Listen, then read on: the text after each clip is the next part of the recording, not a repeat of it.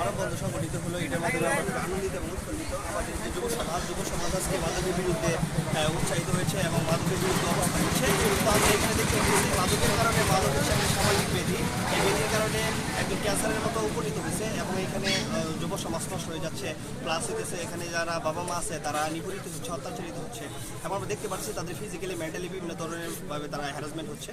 এই দিক থেকে আমরা চাই যে আমাদের সমাজ থেকে মাদক এরকমভাবে একদম উৎখাত হয়ে যাক। এই জন্য আমরা সবাই সোচ্চার আছি। এমনকি আমরা এখানে পুলিশ প্রশাসন যা এখানে যারা ঊর্ধ্বতন কর্তৃপক্ষ আছে তাদেরকে আমরা আহ্বান জানাই তারা যেন এটার কঠোর পদক্ষেপ গ্রহণ করে। কোনো মাদক সেবী এবং মাদক ব্যবসায়ী কারো কেউ যেন এখান থেকে কোনোভাবে বাঁচতে না পারে। আর আমাদের কথা হচ্ছে আইনের কোনো ফাঁক ফুকুরের ভিতর দিয়ে তারা যদি বেরিয়ে না আসতে পারে এটা তাদেরকে নিশ্চিত করতে হবে। এটা আমরা আশা ব্যক্ত করছি তাদের কাছ থেকে। এবং কি আমরা চাই যে আমাদের সমাজ থেকে এই মাদক উৎখাত হোক এবং আমরা সবাই সুন্দরভাবে এখানে বসবাস করতে পারি। আমাদের স্লোগান একটা হবে, মাদক থেকে আমরা এখানে বেঁচে থাকবো এবং আমাদের সমাজটা হবে সুন্দর এবং আমরা একটা সাস্টেইনেবল সোসাইটিতে আমরা সবাই বসবাস করব।